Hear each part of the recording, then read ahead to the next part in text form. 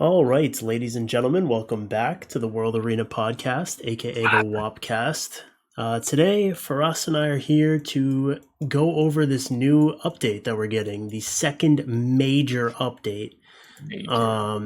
Came with a dev video. I mean, it is funny that it's like the second major update, and like half of the things are fixes to the things in their first update. Yeah. So it's like it's not real. Really. Yeah, it's like corrections to their first update, kind of. But yeah, anyways, the TLDR of it basically is we've got the Living Armors and the Frankensteins getting 2-8, and we got to see two of them. They're trying to help us out with gems and grinds in the regular, like outside of Dimensional Hole, which is really, really bad right now, and they're trying an even more complicated version of fixing it, so we all know that's probably just gonna not work. And then there's some Dimensional Hole changes, but which I'm surprised they touched, honestly. Yeah. For the elemental ones, I'm surprised they touched it. I'm legit shocked. I thought they were done touching it. But then they did such a poor job with R5, but we'll get to that when we get there. Yeah, so we can just start going down it like from the top. So the first thing in this is the Dimension Raid. Basically, this is replacing the Dimension Predator. Yeah. It's going to be on a weekly cycle instead of a monthly cycle. It's going to go through each of the dimensions, and while it's there for that 1 week, you can use your Dimensional Hole energy in there instead of the Rune Dungeon and get gems and grinds for ancient runes. It's something nobody really spoke about, and I don't know how big of a deal people see it as, that we don't get that rune drop anymore. No, you do. The rest of it doesn't. You do? You can still get a. What do you mean? It's up. It's up here. So you get it from a monthly mission now. So you still get one per month, exactly the same, but it's some sort of achievements that you do. Okay, good. I totally missed, because I read through this like 5 times. These wordy. Yeah. Like it's hard to process for me. Yeah, and it's impossible to ever go back and find anything either, because like you're looking at it on a phone, so you can't even like Control F and like search for it or anything. So it's like I don't know, but it's in here somewhere. You do still get it. Okay, good. That's a good thing. Yeah. Overall, though, I don't find it as a very bad thing that they're separating it. If you guys don't know, they don't mention it in the update, but in the video that they released, you do still get gems and grinds through the rune farming. That has not changed. Yeah. So this is an additional gem and grind chase, which is better. I think it is better if you. Well, at the end of the day, we got to see the rates, right? Like that too. Like on paper, right? What we're reading, what we're seeing at first glance, it's better. Yeah. If the drop rates are like, it's like 1 in 2,000 runs or something to get a legend of the set you're looking for. Like, well, depends what you want to choose. Like, for example, on my account, there's a rage rune I picked out from one of the old Predator drops. I have one too. Yeah, I have a really good revenge rune from Sacrion that I really want to like grind it. The only thing I'm missing on that one is just hitting at least a 5 speed on it. Right now, it's only a +4 on a 26 base. So, do I want to try to chase additional grinds and try to sack it? I've already put 3, and I got 3, 4, 4. I'm hoping my 4th one hits a 5. So that's like, do I want to invest my energy on chasing a single revenge speed grind? Because I don't need any other grinds on that rune. So it's kind of, I don't know. Yeah. The other thing to add to that though is supposedly we're not supposedly. We're going to get more Dimensional Hole energy. In typical Calm to Us fashion, they don't tell us how much more. But there's going to be a building that I guess makes it generate faster. It better be by a lot. I mean, if it's by like 20%, that's really not going to cut it. There's like twice as much shit to farm now. But we'll just have to see. They didn't mention it, at least to my knowledge. All I saw in that was that there's a building that increases the capacity, which makes no difference. You should just be using your Dimensional Hole energy as you get it anyway. And then the rate at which you regen it. Except, right now, I'm holding back and I think Oh everyone yeah, me supports too, that. of course, for Like 2As. Yeah. chill in the 80s. Chill in the 80s. Yep. Don't Like like depend. Barian. Like who? Like Chill in the Barian. Oh Yeah. my god, that's such a Stuck in the that, 80s. that was so good. But yeah, actually be stuck in the 80s until the update drops. 90s, you're living on the edge. But if you're a homebody, maybe you can pull it off. Yeah. Sometimes I'll go like 12 hours without logging in just because I'm busy, and Yep. I don't want to hit 100. That's risky business. I'm 80s. No one's gonna call you on it Yep. except that guy down the street. Say in the 80s, but that aside, yeah, you should always be using your energy. So yeah. What Well, else? it's tough to give like an overall opinion on this until we see the drop rates, because like Mhm. if it still just feels fucking impossible to get a legend grind, you're probably better off just farming the regular dungeon and still getting yourself like re-app targets and Yeah, also finding grinds or whatever. But if it's pretty like reasonable to get at the very least purple fives and stuff, then this will be great, I guess, right?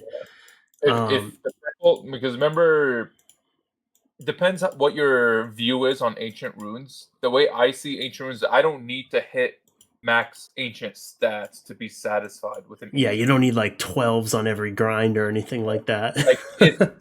It's an anomaly if you get a rune like that. But if Yeah. I'm trying to think if I have an example rune here. Is my account, my screen is showing. Oh, yeah, it is. Okay. Yeah. I think it's on. Yeah. Okay. So let's say this rune as an example. It's a high example, but if this was a regular rune, this is a purple, by the way. So as a purple, this is insane quality. To me, I can maybe even translate this as legend quality. This is not even a max what a max hero can be in the world of ancients. Well, I mean, well, But yeah, because I'm satisfied. that is a regular legend rune. Yeah, Because as a your legend, but act it's a because your hero, act but is it's a legend. higher. Yeah, no, exactly. But and my gem and my not my gem, but my grind is high, right? I could have only had a 10, but I had a 12 on it because I don't know why.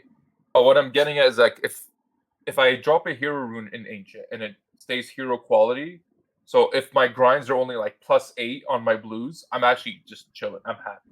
I'm not Yeah, gonna chase that 9. me If I get a too. legend, I'm in a fucking daydream. You're dreaming. Get that out of your head. Like, and then I have like, let's say you have this rune. This is the most illegal, one of the most illegal runes you can have. This one you're gonna chase. You're gonna dump your legends on it. You're gonna show it off to people. Till today, I still show it off, obviously. But your other ancient runes, you shouldn't like. I need to hit a 10, or sorry, 12. I need to regem into a 15. No, be realistic.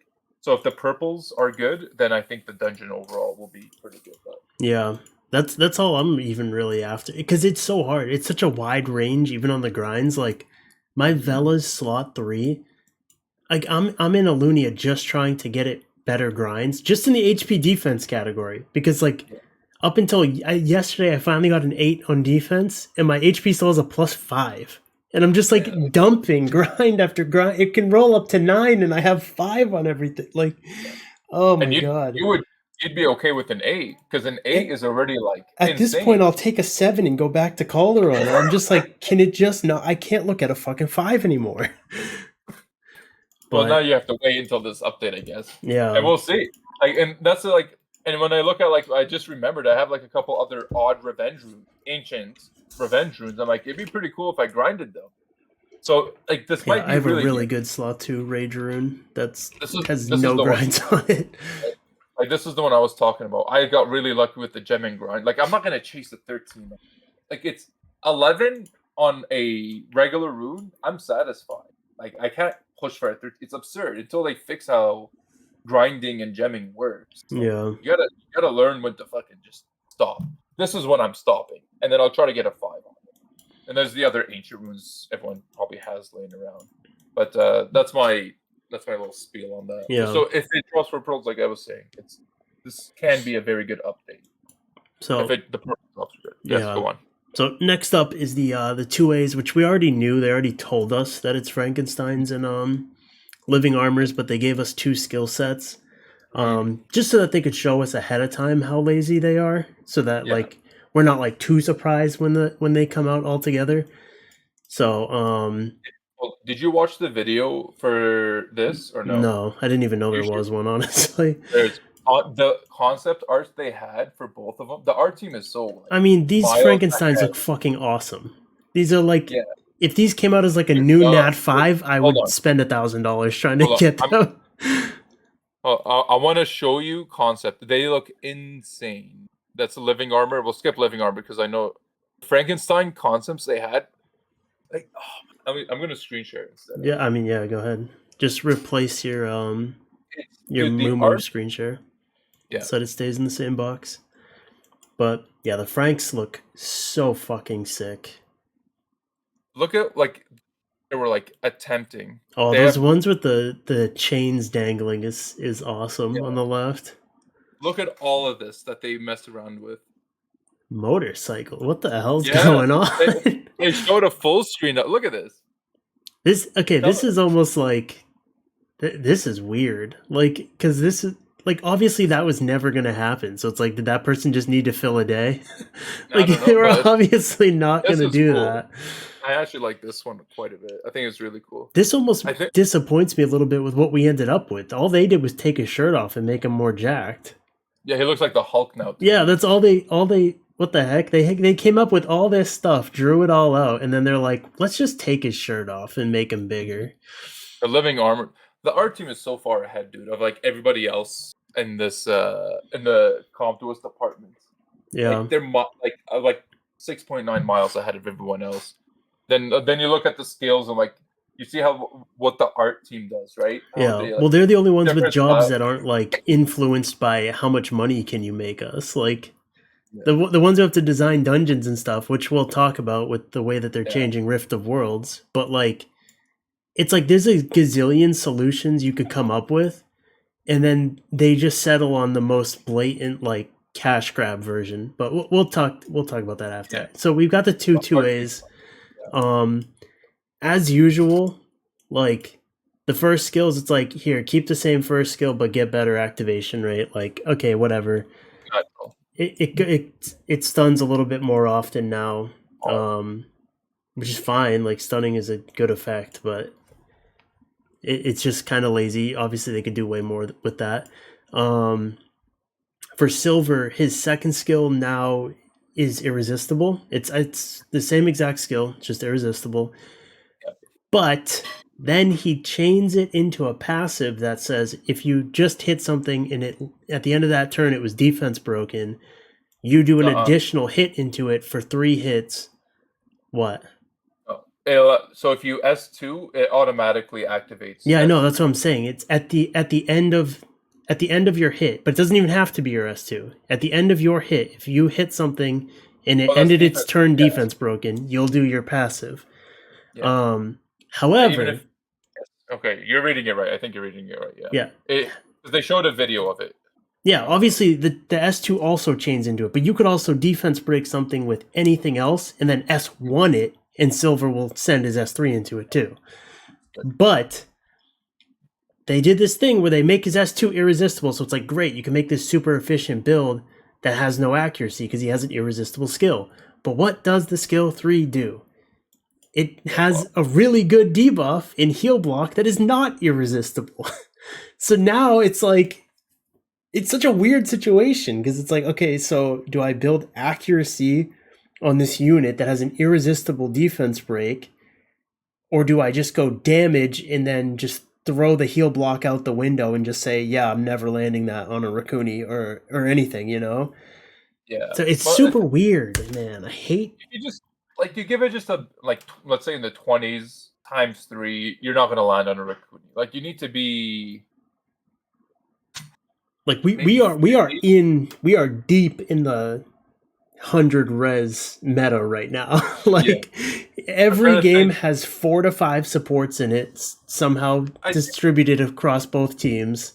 Hold on. If I think this just gives you an opportunity to use all those defense artifacts that you've just been stockpiling, that you should have kept if it rolled like very efficiently or has. Yeah, you need a hyper efficient one. Right. So I'm not saying you're like, let's say you get like 20 something through runes, and then you have like a 20 something through artifacts. Yeah. Then 3 times 40 effective roughly is like 70% chance to land that heal block. if you're in the 50s times 3, you're looking at the 80s, like 83 to 85% chance to land a heal block on a 100 res unit. It's like you can get away with it. I don't think it's as bad as you're saying. Yeah, but even like 50, I know that's what you're such. saying. But even Yeah. 50, that's such a massive waste of stats. When it's like It is. some games you're not going to need the heal block, but you've got the 50 AC on it for the games that you do. That's what I hate about these units. It's like you want to make them hyper optimized when they have a skill that's like has some guarantee built into it. But what I remember about the living armors, they actually have stat awakenings. So what does Silver awaken into? It'll probably be accuracy with his fucking S2. That's now irresistible. Is it? Yeah. Yeah. Oh yeah, I'm not screen sharing yet. I forgot. So it helps. It makes them a little bit easier to build. But like I said, in the games where you don't need the heal block, you would want to just have Silver be pure damage. And in the games that you want the heal block, you want to have way more than 25. So it's just a weird unit to build. It's like maybe you got to build 2 of them. I don't fucking know. Like it's just weird. I don't think it's as like it's a little bit weird. I don't think he's going to be very good anyway. To be just to qualify all this, it's not like I'm saying like, oh man, they were so close to making him meta. I don't think he's going to be meta, but Wait, did that say Copper awakens into res? Does he really? I never even noticed that. Classic. 98 base speed res awakening. We love those. They're because even the Frankensteins, they awaken into stats, right? Yeah, Bulldozer has crit rate. I know that much. Yeah, then these other guys also have res. We love res.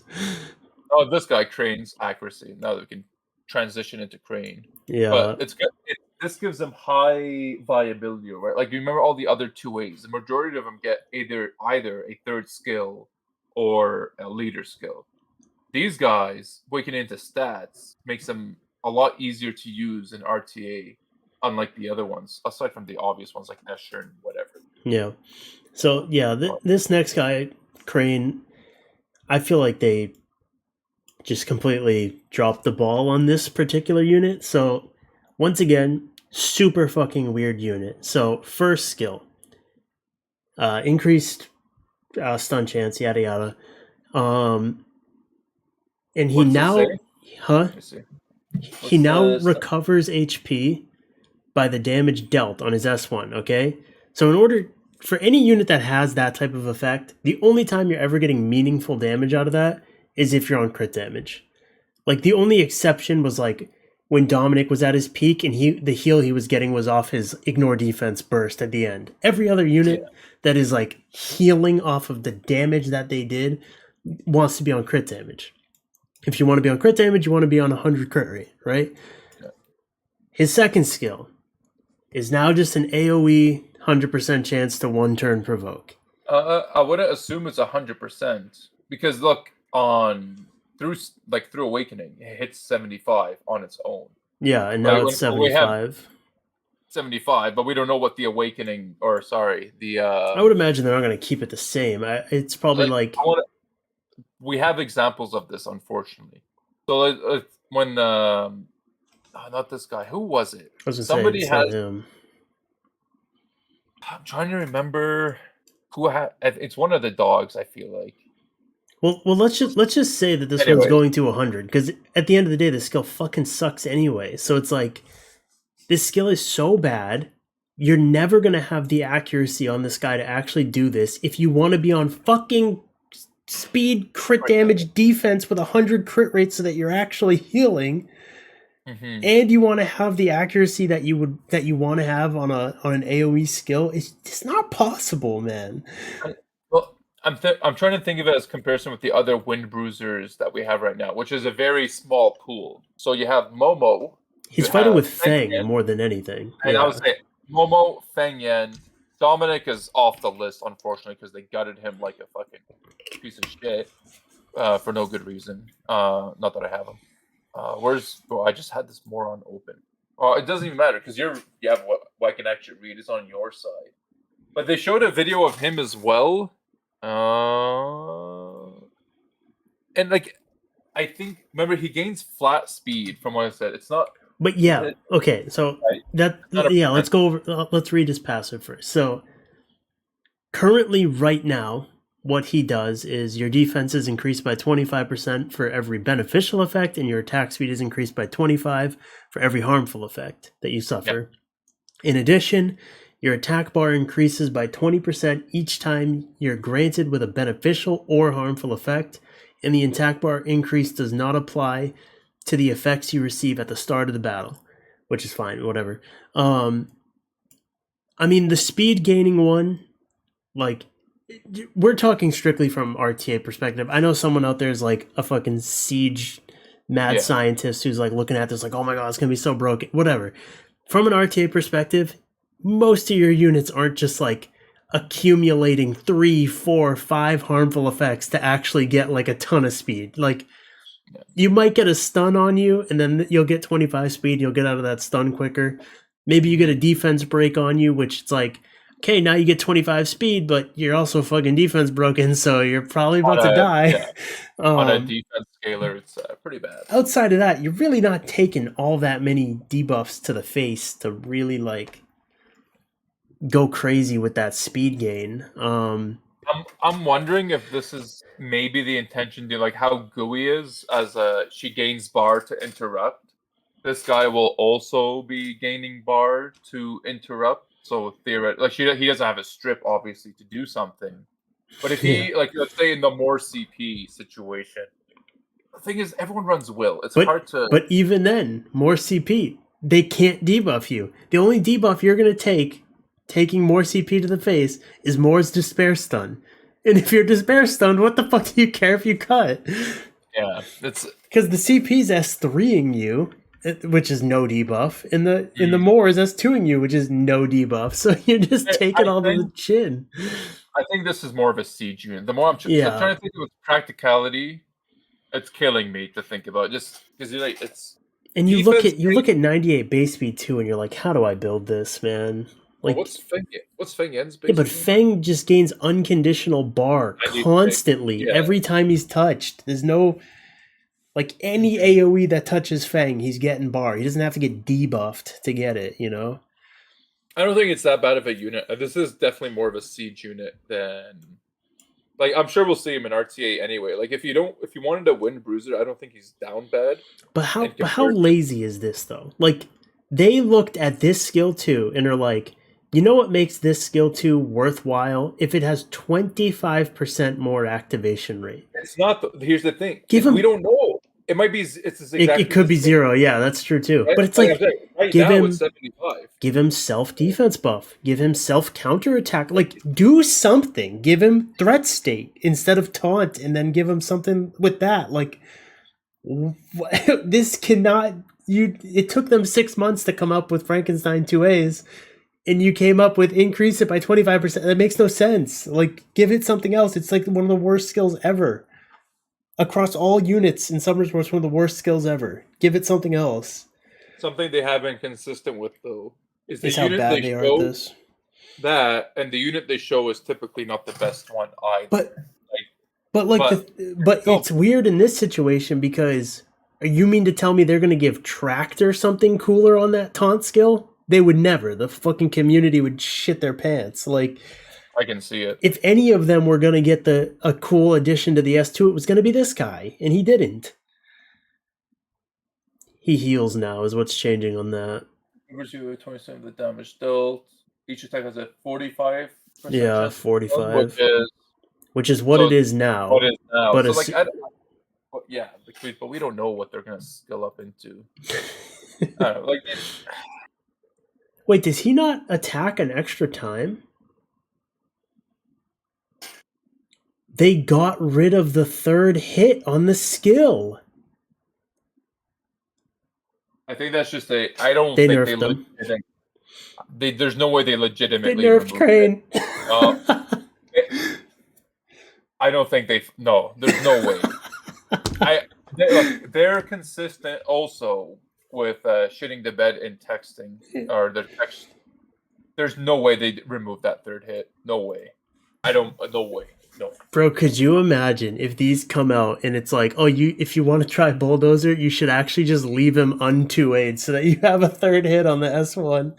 Like, we don't know what Bulldozer's gonna get, but like, if they actually lost their third hit, oh my god. That's so bad. If they lost their third hit, the whole family's like basically dead. Oh, I don't think they removed it. No way. No way. There's no Yeah. way they thought this is so OP. We need to remove the third hit. No way. Impossible. Because the third hit is conditioned on is not suffering harm. Attacks one additional attack is added. Which There's is no so way. good No. because it's like No. basically it's like you hit something that has nothing, and if you stun it, then you don't get the third hit, but who cares? You stunned it. That's awesome. But if you don't stun it, you get a third hit, you deal more damage, and you get another chance to stun it. It's like one of the best first skills in the game. If he's trading that out for a 20% heal, that ain't it. That is not it. Anyways, aside from depressing Crane, my God, I was actually looking kind of forward to it. Not anymore. We'll have to see what official release. Yeah. I don't know. Maybe it's not that bad for like a RTA Wind Bruiser filler because those are hard to come by. Mind you, Feng Yan is probably not replaceable in that slot, but anyways, Royd is pretty good too. By the way, I kind of forgot about that unit. Yeah. Anyways, Rift of Worlds, it sucks. Yeah. So I was recently prepping a spreadsheet to do another math video on how bad grinds and gems are. Mm-hmm. I'm glad I didn't post it because it would already be irrelevant because they're making changes now. They barely, but yeah. So the first one up is Rift of Worlds. So gems are really hard to get right now. They're actually easier than before, but it sucks because you don't get any grinds in the meantime. You have to go do a completely separate dungeon, farm them one set at a time. And while, yes, you will find a Vio HP % gem faster than you would before, you get nothing else in the meantime. So there's a lot of downsides to it. So what was their solution to this? Did they make the gems drop more often, the higher quality? No, they didn't do that. Did they make the crafting of the gems and grinds better that Firas has up on the screen? No, they didn't do that. What they did was they made your run times go faster. Yes. So basically the most roundabout way of increasing like your gem intake, but in the way that will make you spend more energy and more crystals and therefore more money. So but it's like I think wasn't the number one intention of this though to have a higher score or make it easier for you to get a higher score because higher score does affect your drop rates. As proven through Swar Farm. Well, yeah, right? They gave you you get an extra 500,000 just for beating it. Yeah. In general. So, you do need to hit the 10 mil to get a better drop rate. We don't know if you hit 12 or 13 or 14 mil if that gives you even better. I don't know who's consistently doing that to provide that data, but one thing we know for sure is that 10 mil is better. Everyone thought the 4-man team was the way. It was proven it wasn't. Mind you, it's not an insane increase. Well, that's the thing. I never did the math on it, but if you were doing the runs in half the time with a 4-man team, it may have been better. I don't really know. I didn't want to spend that many gems and crystals, so I switched over to the 6-man team and did 10 million damage and whatever. But honestly, the 4-man team might have actually been the correct time saver way to do it, but I don't know, man. Remember you released a video on this about crystal expenditure. Yeah, how expensive it is. Yeah, you would rather do the 10 mil farm times and just get better rewards. Now it's good that 10 mil farm time is quicker and it's easier to achieve. I'm surprised that you made this better, but that's the thing is now the 10 mil farming has the energy sink that the 4-man team had. So hopefully you're back. Yeah. That's the thing. You just hopefully you get lucky. You get the gems you need. You get out. Yeah, but you're never satisfied. Like the thing with gems and grinds is they're consumable. You're never done. Like This is why I stop at 11, like 10. Sometimes I stop at 10. Yeah. Like, I'm not, Because like, you you're can't. never done. They're consumable. They're gone so fast. It's like insane. And And then then and then this is down bad, by the way. here is the big one. This is, if you asked me, what is the worst possible way they could have fixed R5? Because I made a spreadsheet in order to make a grindstone video, and I have like 6 tabs in that spreadsheet. Each one is like a potential fix that they could do, so that like hopefully if I posted that video soon enough, I didn't, obviously we already got these notes, but maybe they would see it and be like, oh shit, that's the method we were gonna do. Turns out the math behind that is it actually barely does anything, and maybe they do something different. However, in the 6 tabs that I created on my spreadsheet, I did not come up with anything this bad. This is as bad as it gets. Of all potential solutions. Yeah. Adding more was definitely not. Right, because basically what they've done is they've said, so this is so stupid. This is so fucking stupid. So they've added new drops to the drop table. And what you can do with that drop is you can just turn it into a hero plus grindstone random of the set that you want, or a legend plus grindstone random of the set that you want. So basically what everyone feels, and rightfully so, is this is just a boost to violent grindstones, right? Because that's what you're going to use it on. Like, you're not going to, I guarantee you, it says it right here. The drop rate of beast horns is very low. Okay? They don't give us a number, but they're telling us very low. So what that means is you put this towards violent exclusively.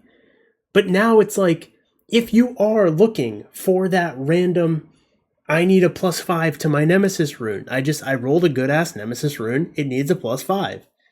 That just got harder to find again. Even harder than before. Unless you're planning on taking your very rare beast horns and using them on Nemesis, finding that fucking grindstone just got harder again. It's like, I can't wrap my head around this company's like, you need one intern with access to a calculator and you can figure out a better solution than this. And like, I'm supposed to believe a team of developers comes up with this? And the worst part on that whole thing, what I've been crying about ever since Reloaded, is that the mana drop is still like way too high. Yeah. And then you read it at the bottom there, mana stones has slightly or decreased slightly.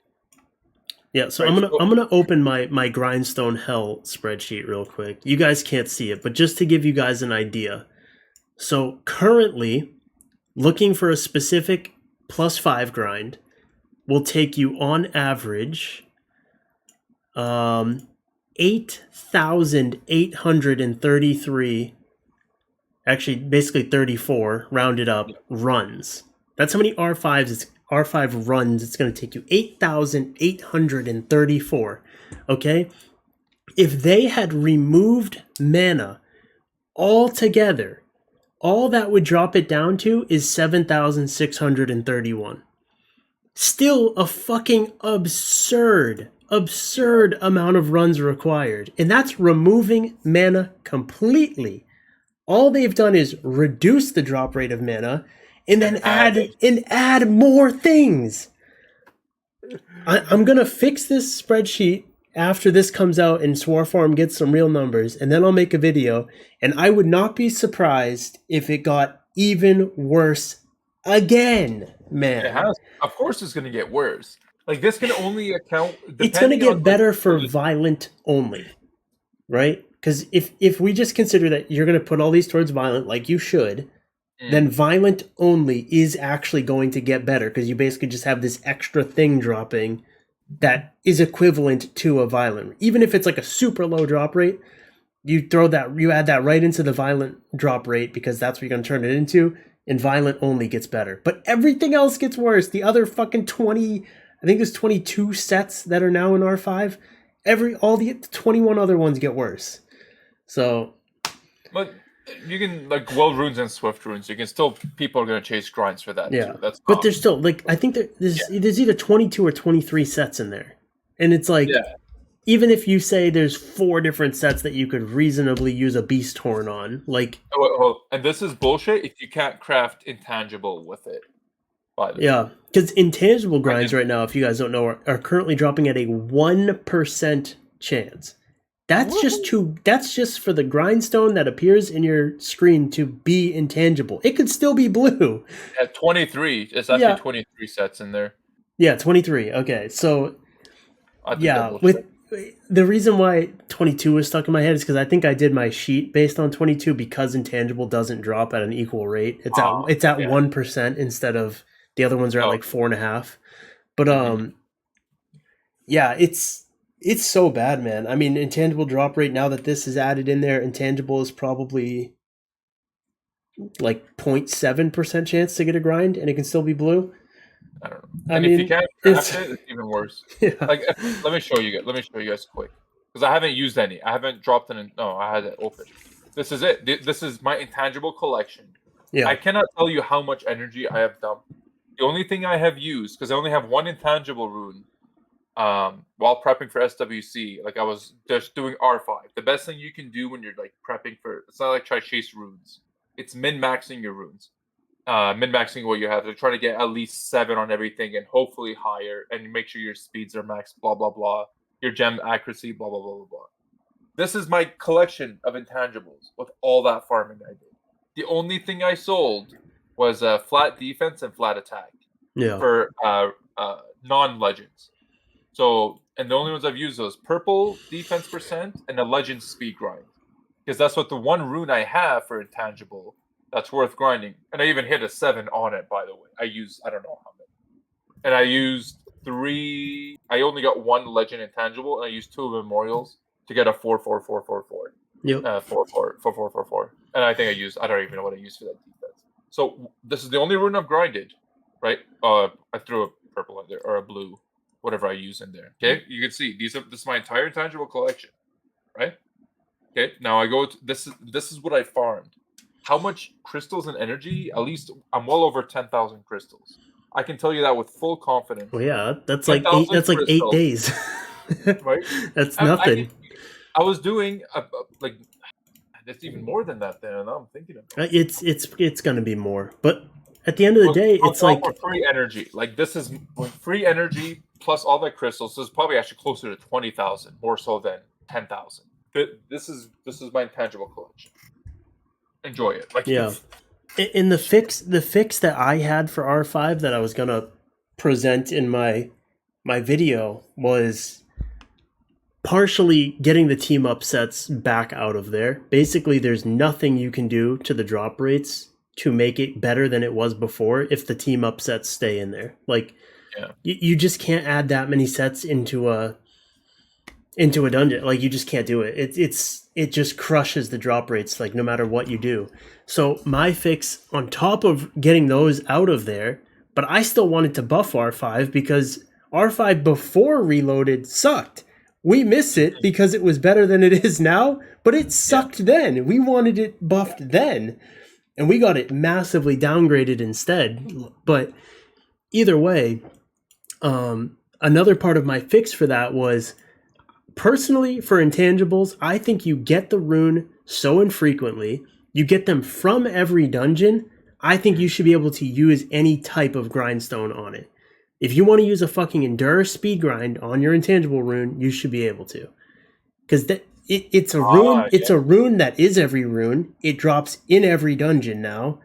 They're super fucking rare. Like, what is the point of having these super fucking rare runes also have 1% grindstone drop rate? Like, you're Well, basically just saying don't ever use these unless what? you get the Wait. sack of the century. What I think Comtos wants to like this has like been like this solidified for me after this update because I don't think that we're ever gonna hit an R5 update unless everybody riots, which I do recommend everybody does is riots about this. But I think they're Comtos in their mind, what they have is like your ultimate grinding in this game is R5. grind. Yeah. It's R5. That's your endless. Yeah. Yeah, that's your and I'll tell you, you will sink so much energy and crystals into that dungeon for the worst payout ever, and like worse than rune payouts, worse than artifacts are the easiest thing to get now. They're so good. Runes will take second place. Ancients, we're not talking about ancients. We don't know how ancients are going to turn out. It doesn't even matter. Ancients is it's a different game. We're not talking about it. You can't even refresh it, so it's not like it doesn't matter. Yeah, it doesn't matter. It's not part of the equation. You can't even use regular grinds on it still, which makes no fucking sense. Let's not even talk about that's also kind of what's the word I'm looking for? Like it adds to my argument that like they are for a fact, no matter what we will cry about, this is what they want you to waste all your crystals and energy on. Yeah. This is it. Min-max, and it is like the highest value. Like I said, when prepping for SWC, the best thing I can do was make sure all my runes that are juicier, like fucking pump out juice. Like I need every rune to be a juice factory. I mean, I need 10s. I got 9s when I needed 10s. I got 7s, but I want 10s. I want at least an 8. But I'm like, this is where you're like the juice of your account really comes out. I mean, do you want to hear the as the game currently is, how many runs it takes to get a +10 on a particular stat? Dude, if you tell me like 20,000 crystals, whatever 20,000 crystals, 20,000 crystals. That's funny. No, it's 20. It's 26,448 runs. That's 240,000 energy.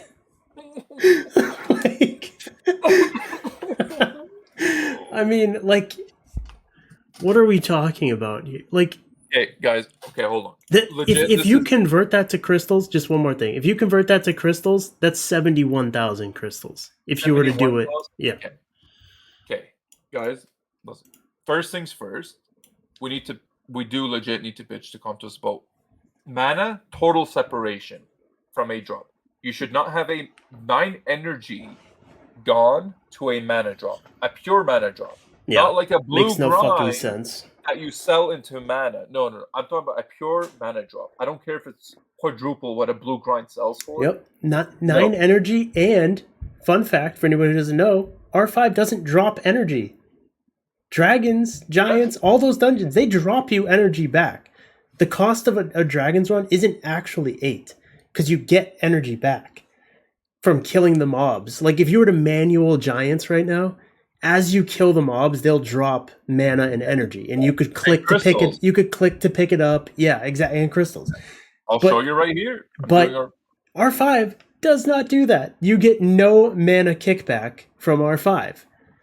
So I got 7 energy in this drop. Yep.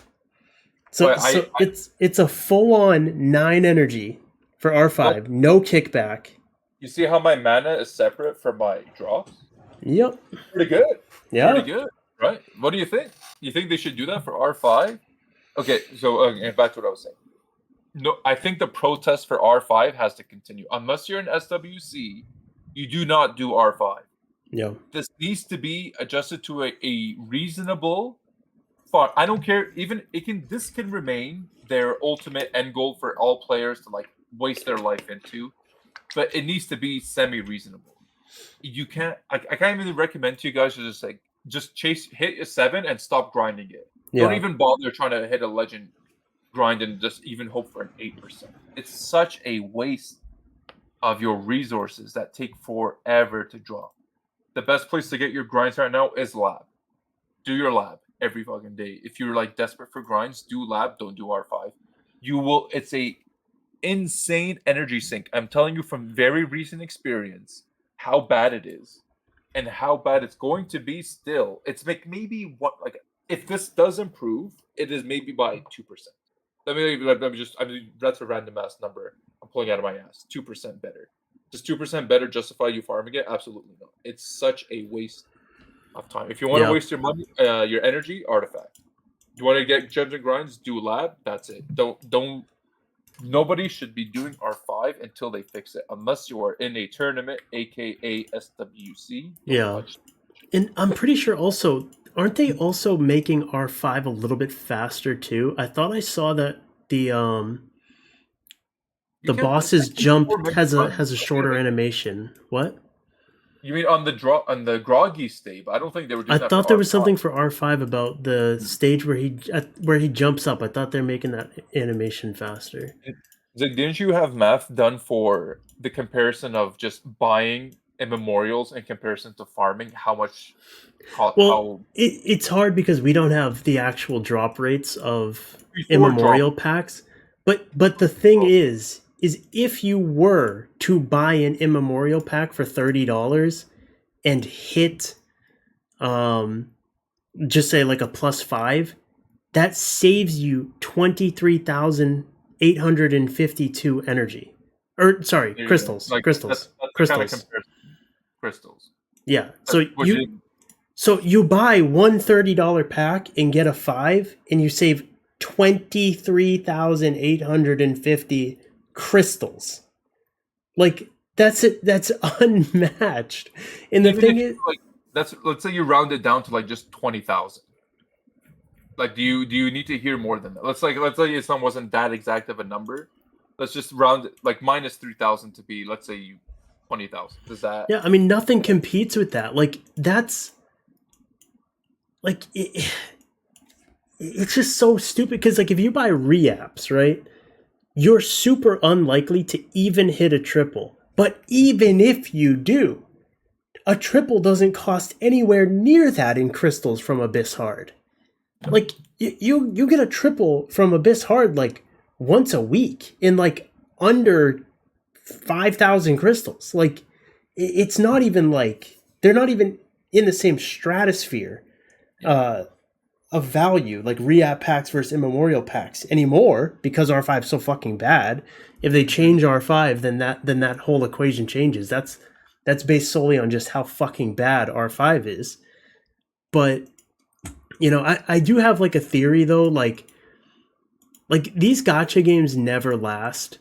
And like I do think the like lightning in a bottle that kind of Summoners War like randomly caught and like were able to last this long is it's like their game was good enough at its core for us to put up with all like the gacha shit that this gacha shit is in every single one of these mobile games, just every mobile game in general.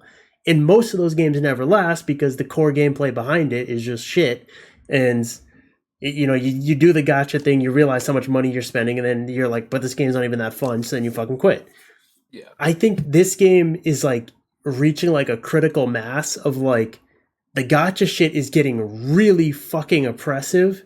Especially, I mean, every single one of these packs that pops up, it's like, here's a $100 pack. It has 7 LDs. How many times can you buy it? Fucking 5 times. And it's like, what?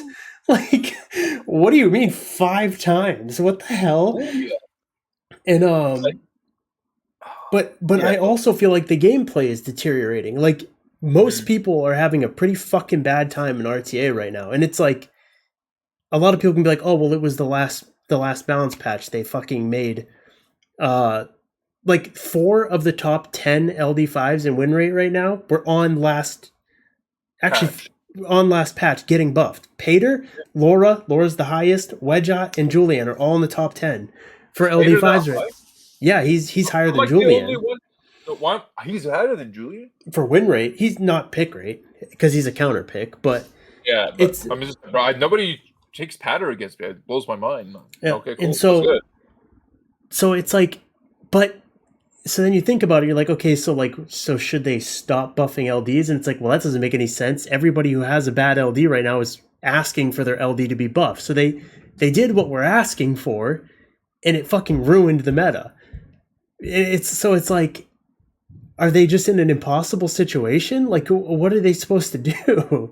Like, everybody who's had a Laura, had a Wedgeot, had a Julian for the past somehow, some way for the past 5 years. But no, I'm just saying like not own all those at the same time. I'm just saying anyone who's owned any of those individually for the past 5 years has been like, where's my buff? Where's my buff? Where's my buff? We get what we ask for, and it breaks their fucking game. And it's like, it's just, What's the solution? Mind you, I'm not really sure if anyone was asking for a Laura buff. I think she was pretty good as she was. Now she's obviously She was very hyper good. weird. She was very weird before. Yeah. Just But now a she's strange obviously unit. and now she's like become like number one, give or take a rank. Depends who you ask. Yeah, I mean Um, she's about to do something that no unit in Summoners War has ever done. She is 1% off of having a 60% win rate, and she has a 20% pick rate. No unit has ever had those two things going at the same time. 60-20. That is for an that LD5 or yeah, that's impossible status. The only LD5 that's reached over 60 win rate was Veronica on release, but her pick rate was like 5% because only a couple people had her. She just came out. Yeah. So it was like you couldn't even look at that. Laura. Yeah. Yeah. I'm going through it right now because that's she's at over 8,000 games in G3 with a 60% win rate. Like that's the next closest unit. There isn't one. There is no next closest unit. She's just in an era of her own. But wait, in what setting is she close to 60? G3. Oh, just specifically G3K. That's why I can't. Well, because that's what everyone's crying about Wedgeot. Because Wedgeot's stats in G1 are like Ragdoll's had about 20 seasons that are better than what Wedgeot's doing right now in G1. Yeah. So if what people are really crying about is they go to G3, they see Wedgeot is 35% pick rate. Obviously, that's fucking insane. But in that same exact rank, at 15 lower pick rate, but still super high, 20%, Laura is sitting at a 60% win rate almost. Insane. It's like they're both fucking disgusting. Both of those units are fucking disgusting.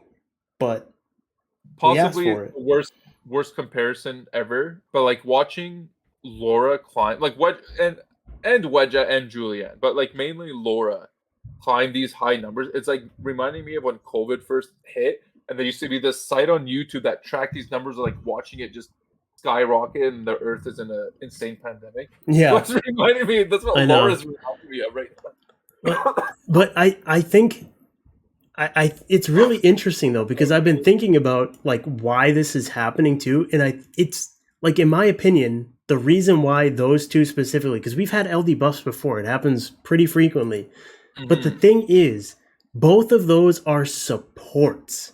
So now all of a sudden, these two super good supports that are being added to people's boxes who have the actual broken units. And now, like, if you look at Wedgeot's best teammate list and you turn off LDs and you say, show me only non-LDs, it's pretty fucking pitiful. Like, Wedgeot with a bunch of elementals is pretty much doing jack shit right now, at least in G3. You turn on his best teammates, including LDs, and it's like 65% win rate, 64% win rate, 63% win rate with all these other LDs. And it's like, it's because he's the ultimate support for these other giga cracked units. Like, his best teammate, his best teammate other than Laura, his best teammate's Laura, but his next best teammate is Nikki. And it's because they have 3 super strong skills. So a unit with 3 super strong skills getting 30% extra turns for free from Wedgeot is just fucking dominating people. That's insane. It's actually insane. It's so crazy. But it's like, so what do you do if you're going to us? You never buff another LD support? Is that it? Like, because that's the danger. Like, you know, especially like Tian Lang right now too. Tian Lang is Wedgeot's 3rd best partner in the game. It makes no fucking sense. He reduces his bar. Not versus each other. With each other. Because, but it's because Tian Lang is a 50,000 HP damage dealer that's stripping, defense breaking, and stunning. And Wedgeot is just like, here, have defense buff and some heals and a little bit of extra turns. And it's like, what are you supposed to do? You can never kill him. If you fight Tianlang Wedgeot, the Tianlang never dies. It's like not even an option. You have to like, first you got to kill the Wedgeot, which takes you like half an hour because he's a pure tank and he's 100 res. So now a half an hour is down of Tianlang just beating the shit out of you while you're trying to kill the Wedgeot. Now you can start working on the Tianlang, and it's like, you just lose your footing in the match so fast and you just can't get it back. And then they last picked Douglas on top of all Oh, of that. course. They last pick Douglas some stupid shit that you have to ban, so you have to fight those two. right? And I want to reiterate this because we're in this discussion now. All of a sudden, there's a couple things to talk about. Douglas is still the number one bullshit in this game, and this proves it. Where your opponent takes a wedge at Tianlang, and let's say we're talking maybe just G3. But I want you to think about this in G2 and G1 when you see there's still heavy LD combinations in those ranks. Oh god, yeah, because that's Even people who bought G3 accounts but can't get back to G3, so they're just floating around in G1. The point I'm getting at is like they take all these LDs and you can draft accordingly against those teams. You take your heal blocks, which is very minimal, but you can take your heal blocks, Sekhmet. I'm not going to say heal block. You take your Sekhmet. Yeah, she's and then the you only take one. You take your very good bruiser. You take your very good Swift unit that answers all the LDs they drafted, but they last pick Douglas. But and you have to ban that Douglas. Yeah, and now they get a free ban on your side where it's like I'll just ban whatever the fuck is threatening my LDs the most, while you're forced to ban this Douglas, and then I'm just gonna beat the fucking pulp out of you. Right, and the same situation happened in Veronica's peak. Nobody was like, "Oh, but you need Douglas." No, you don't. You in the game, you don't need this dumbass unit, and now it's even more pronounced in this meta right now when you're fighting a Laura, a Wedja, a Julian. And mind you, you wouldn't. Well, they take it. Imagine they take the Julian and a Douglas. Yeah. So you want to take something that responds to a Julian and whatever other combination of LD. But there's no unit that exists that answers the LDs that you're fighting, and then the Douglas. There's no if there's something out there, it's probably another LD5. If there wasn't answers, another yeah.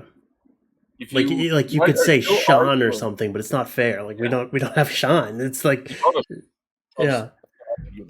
But if you're still arguing that Douglas's existence is required, you're out of your goddamn mind, and you deserve to just lose to every wedge at Laura comp out there because you're refusing to believe that. And you can't take Douglas into that, by the way. Laura destroys Douglas with the defense and you just get outpaced. She does 40% of his health with her S3 too. There you go. It takes nothing in return because of defense buff. Yeah. I'm not trying to turn a Douglas tangent, but just the fact that nobody. But then the other part of that is that if your opponent takes the Sekhmet with their Wedja, which I've had only a couple times because they're realizing that Sekhmet's actually really good against Wedja because of the heal block. Yeah, sadly, I'm going to be building her soon and hating myself for it, but. We should be testing Bastet soon too, because here's the thing: as a Wedja owner, you as someone you're either taking Wedja all the time or you're fighting Wedja all the time. Because the only reason you're fighting Wedja all the time is because you can't take it. Yeah. So now you need to think of Wedja counters, and what's your Wedja counter gonna be? Well, it sucks because I don't have Miles. It's supposed to be Miles Sekhmet. Miles, it's such a weird thing. Everyone, when they saw the Wedgeot buff, thought Miles was going to be Wedgeot's best teammate. I knew this wasn't going to be true because that's just not the type of unit that Wedgeot supports well. But Miles is Wedgeot's best counter because he breaks through your defense buff. He gets a bunch of speed just off of Wedgeot putting those things up. He does no debuffs, so that means Wedgeot does no healing, right? You can just S1, S1, S1, S1, S1, and 2 S1s later, that thing's dead. Fuck the defense buff. I didn't debuff you. You can't heal. Miles just fucking craps all over Wedgeot teams. But it's just so tough when your only LD is the Wedgeot. It also has your best runes because it's your best unit and you want to use it every time that you can. But then everyone you fight fucking first picks it from you. And then there goes my best set. There goes my best unit. There goes my only LD. And now I guess I could pick my Lydia or my Grogan. But it's it's just so fucking shitty. I don't even want to play. I haven't been playing, so. Yeah. Imagine Zig just basically described himself for the last 2 minutes there. He just said, "You're going to take the miles. You can't take the miles." But then you have. That's what I'm saying. It's so hard. That's big. But I'm not saying Zig needs to suck it up and play. It's actually a very shitty position. I'm this high right now for one reason only. It's Tianlang, mind you. Tianlang's always been a high performing unit, but there's very few games. He was built for this meta. Built for. He'll beat the Raccoony teams. He'll beat the Wedgeot teams. He'll beat the Wedgeot Raccoony teams. He'll beat the fucking it's so good. he helps you against them. Mind you, the Wedgeat teams can still outpace the Tian Lang very easily and just get crushed. Another thing I want to talk about is, like, I think by now, if you don't realize what Wedgeat's nerf needs to be, it's just the heal has to go. Yeah. Like, a Wedgeat constantly sustaining the team that you're trying to control is like control or slowly pick off is impossible. His Yeah. heal's insane. And it's a really powerful heal too. It's not like it's some like little dweeby heal. Like, you got 3 debuff on you, you're getting 30% of your HP back. That's why people are using him with Tian Langs and Cigars and Bisons that have 50 fucking thousand HP and healing 30% of it every time their goddamn wedge out moves. Like, I'm clicking It's like 340k HP units right now. Imagine I had a wedge out to sustain these 3 on they top. can't die. They live for fucking ever. You can't do anything. I put AoE slow. I defense break you. I don't even need the defense break. That's just to speed up the process of your death. But like, you don't do anything. The heal is what's keeping the Wedgeat team so insanely high. And another thing, people calling it, Wedgeat's gonna get Gurkha'd. It's I love that. Like I'm not saying, I know the one person who's been saying that is one of our viewers. It's not picking on, but you're not the only person who has this thought, by the way.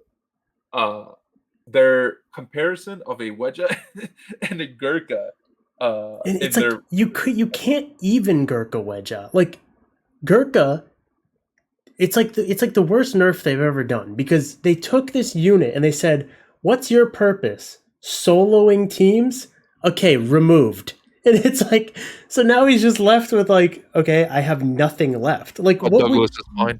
Right. There's nothing you could do to Wedgeat that's that same thing. So it's like, it just doesn't even make sense. Like, you take away his heal, he gets worse for the bruiser teams, but he stays good for the turn 1 teams. I mean, he gets worse for every team, right? Because that heal is just so good. Like, but it's like, and they're not going to take the attack bar back. If they do, like, what the fuck is wrong with this company if they take the attack bar back? And like, removing the heal is massive. It's a massive nerf, right, Zig?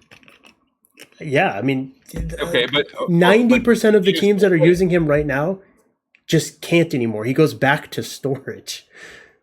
I'm trying to think. Like, imagine Praha, every time she moves, always has 24/7 speed buff for your team and 24/7 heal for you. Like, imagine her S3 was a passive that always activated, and then you give her a speed lead. That like I'm trying to think of like how to describe a unit that gives you so many turns and so many heals. And a relatable, there is no relatable thing. Like, look at, I'm going to show you all 5 of the last games that I just played before coming on here. Naturally, all of my opponents got first pick, and naturally they all owned Wedgeat, right? Sounds great. This guy, can he use Wedgeat if it loses its heal? Fuck no. He cannot use Wedgeat. He's just bar for no reason. Yeah. Like, this guy, oh no, he just had every other LD, sorry. This one didn't have Wedgeat. He just had all the other ones. Yeah. Appia.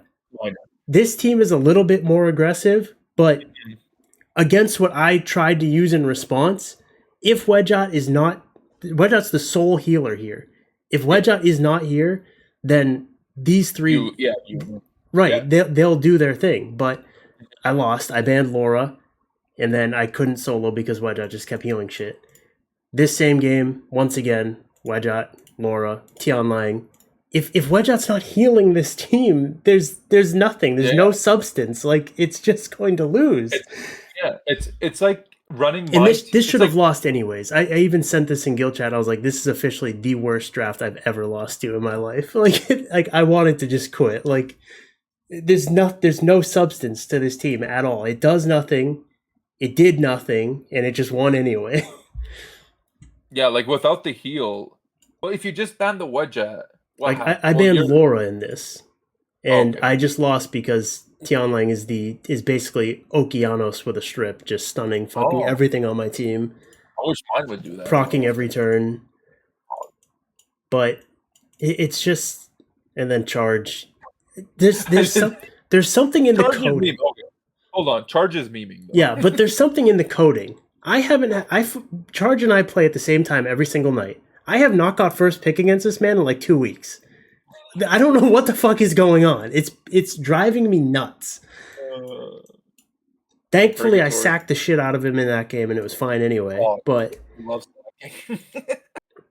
it's uh, just, but like the heal going away, it's like the ways that you can counter him just go up 1,000-fold. mhm. Like you can actually just use like Rika against a lot of these teams. Yeah, But you and I've just been can't doing right that. now because you heal them more than you do with the dots. The Well, the I want healing to. outpaces the dots. I want to see if I have a very recent wedge at game.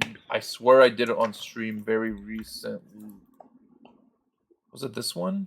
Did I win this one? That's a I super did. fucking weird team. But I mean, then again, though, it's 3 super strong LDs, and hey, you got to ban this, and it's like Yeah, and then you okay, have yeah. to, right? Like, like he takes wedge at. I just first take cigars. Cigars a juicer. Segment into the wedge at. Tierling into the wedge at. I'm counter picking. He goes reset with the Chung Pung. I take Jamayer. And I take Cardinal for the AoE slow, right? I'm responding as I should to the first four. I'm blocking as the Douglas, as if you can tell I'm blocking the Douglas. Then he last picks Douglas. Now I hate the mentality is that you should always draft to ban the last pick. Wait, It's yeah, did it work in this situation? Yes. Does it work in every situation? No, because you're fighting a ridiculous amount of but hyper. the, Go ahead. the problem with that logic is like it takes away all the context of the draft, where it's like, well, no, because like there shouldn't be auto win fifth picks in any circumstance in any game, because like he should be picking a unit right there that is really, really strong against your team.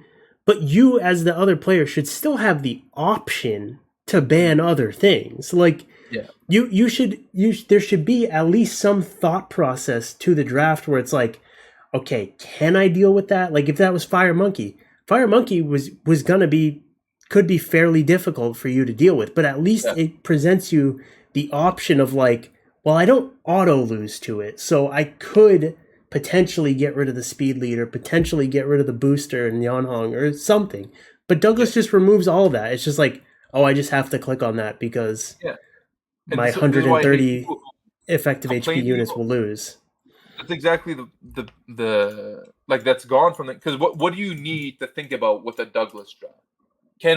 Does he have attack units? And Oh, he even that doesn't. is like inapplicable. Like you're never going to have the attack of a Douglas. I hate people who say that. It's like, That too. well, you need to build But your does units he to have beat a more? Douglas. What the?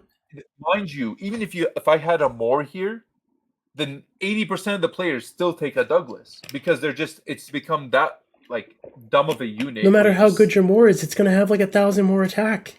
It you like still have a 50% chance. yeah, It doesn't it's matter. I don't It's understand still people's logic. I really don't. It's not like Wars S1 has 100% chance to attack break either. Nope. Even if you don't glance, you can still fail to land it either by 15 res check or just fail Yeah, you activation. can just not activate Right? it.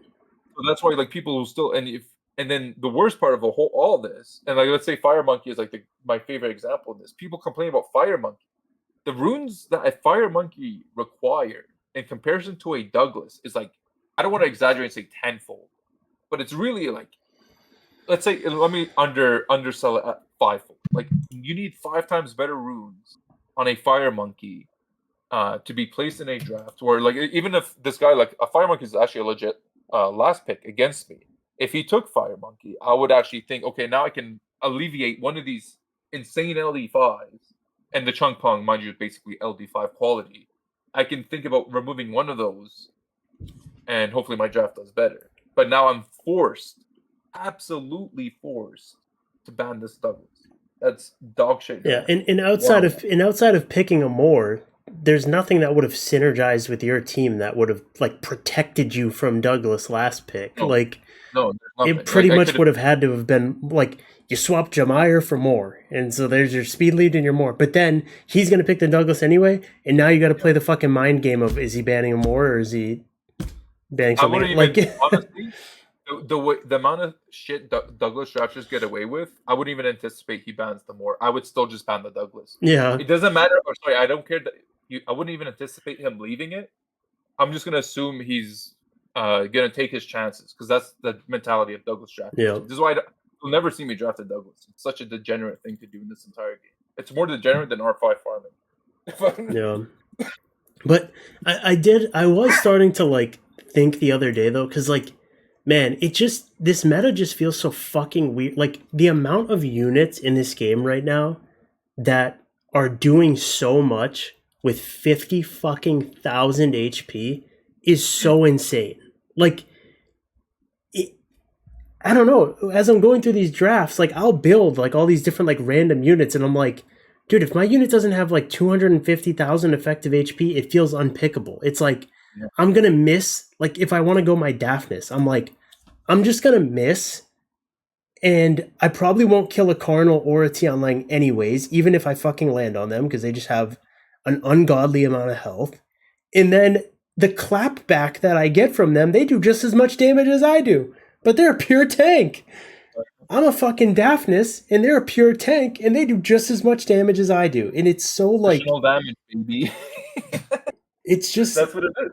dude, Carnal, Guilty. Cigar, and Tianlang right now are just like, they, my god, man, you have to draft like 5 hyper optimized units to get out of a game against those 3 alive. It's like, And I don't even take that much sustain. Like mainly my number one you don't even sustain need unit is it. Yeah, I don't need it. That's the thing. I don't need it because I'm so high defense and HP. At least on my, I don't know how many other people can imitate at least these 3 sets on these 3 units. Everyone knows I'm an HP lover, HP unit lover. Even all my LDs are HP types on top of that. Mind you, they suck. But aside from that, aside from Tianlai, I don't typically take sustain with my comp just because I'm fat enough to survive. I take your blows, I counteract you, and then I AoE slow you. And now just imagine you have a Wedgeot, and he's just like helping your team, but is also your sustain. It's like, I know, yeah. Like imagine I added sustain a Wedgeot. Like the closest thing I'll have to a Wedgeot. Well, I was gonna say Praha because the speed buff. Because speed buff is insane. That's why Lore is insane. But Raccoon as well. I don't take Raccoon as much because I take Tianlai. I prefer the Praha, for example. But once I have like my sustain, my speed buff, your AoE slow, that's what like Wedgeot emulates. If I had a Wedgeot in this con, and that's what he does for everyone else. Is you can take 40,000 to 50,000 HP units with a Wedgeot with debuffs that you want: a Cigar providing defense break and provokes, Cigar providing pushback and AoE slow and stuns. These 2 alone, like that gives you everything that you need with a Wedgeot comp. Yep. And then you add and then you have the luxurious version, which is Laura. You have the speed buff on top of gaining insane bar, and you have an AoE slow. It's insane. And the only thing you want, and you can survive it, but you can't survive them sustaining. Yeah, that's the problem. That is the issue. You can take the initial blast, but then when you send your blast back, half the time you're just helping them. Half the time I get clapped back by a Shizuka, and I'm like, cool, thanks. Time to just recover off all this HP that your other units took away from me. Thanks. Like this is my SWC monkey, right? Like, can you pull up your Douglas? I know do you have that thing actually out? He's ruined, but he's not. I was actually missing an artifact. I still pick him. I don't give a fuck. It still works. Okay, so let's go to your slot 1. Let's go to your slot 1 here. Bio Nem, your vampire Nem. Okay, show me ungrinded. Let's see. I want to see efficiency comparison here. Mind you, you do actually have good vampire set. So that's a purple quality. I have a legend quality. Okay, and I actually do have more in general. Yes, I do. Okay, your slot 2. That's a blue rune, basically. A blue 0.5. We'll give that. Yeah, pretty much. I mean, I basically have a roll here and a roll here, and then that's about it. And it's flat HP. This is an ancient rune, mind you, but it's it's above and beyond, right? Let's see your slot. Crit rate, crit damage. So that's a legend rune. Yeah, it's a shitty crit damage roll, but okay. Me, I have 2 rolls in crit rate, 2 rolls in speed, and then accuracy. Like this is a juicy monkey rune. All right. Crit rate, 2 rolls. That's a good Nem rune. This is a subpar legend rune, but it's just basically max hero quality, which is good. So okay. I have a quad crit rate. You have pretty much a max purple, but just a purple. I'll slightly blow max purple. Mine's basically a max because of my 2 5s, the 5 attack and 5 Yeah. HP. This is basically a max purple. And with the defense percent innate, it's a max purple. I gemmed in legend speed for obvious reasons. So max purple quality, and then your slot 6. This is a 4-man. This is a purple rune that's gone. Could have been legend, but ended up being purple quality. And you have a 2. That's basically purple quality as well. So no, this is legend all the way through. 5, 6, 7, 8, 8, 8. No, the crit damage rolls, that's basically a purple quality. You're 1% above max, 1 max roll on there. Like I have 2 in crit damage. Yeah. Okay, yeah. So that's the quality of. For some reason, I thought crit damage could roll 8. I'm stupid. But yeah, I still pick him, and I don't even have. He's been missing this artifact for like 2 weeks. I'm still not gonna put it back on him because I don't care. He still does the job. Like that's the sad part. Yeah, it makes no difference. Of course, I'm failing. But that's just a rune. Like the people complain about Fire Monkey, and then Douglas, they're like, "Oh yeah, Douglas is fine." Yeah, but like ultimately though, like my takeaway from all that though is though that it just feels unfixable. Like I just don't know.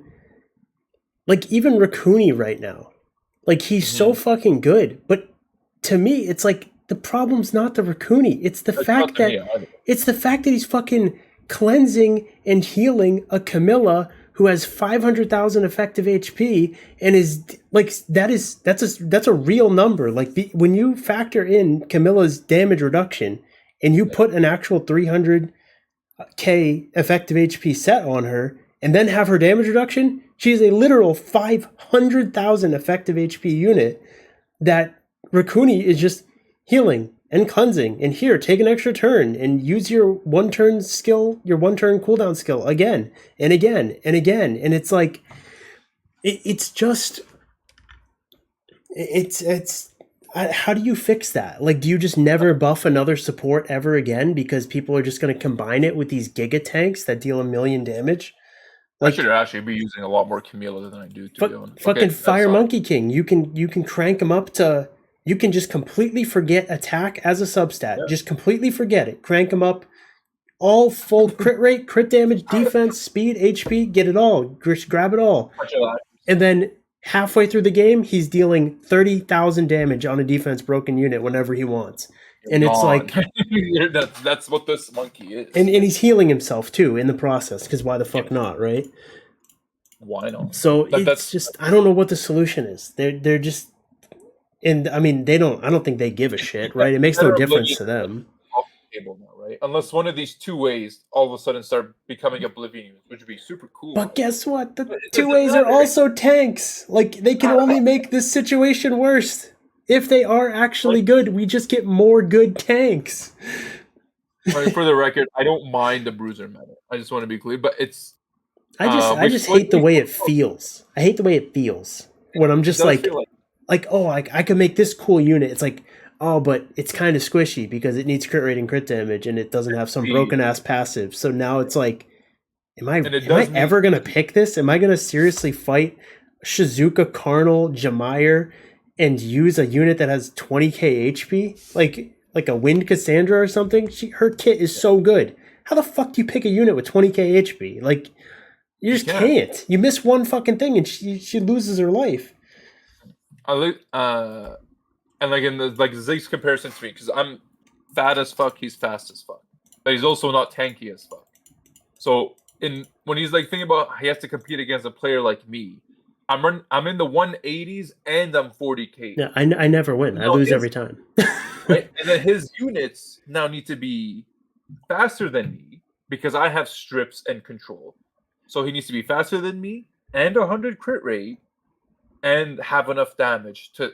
And they also like the units just don't exist because they also have to have a kit. They have to have a kit that does something to you too. It's like you can't just have the speed and the stats. Like they also have to have a super specific kit to outpace a Karnal. Like Karnal's kit is so broken. Like that's why they make no changes to Karnal and he just ebbs and flows in and out of the meta because it's like as soon as everybody else adjusts to Karnal, like I personally think Karnal's going to start falling off because he's actually not very good into Miles, Camilla, Rat, because they're just as tanky as him, and they deal with his mechanics.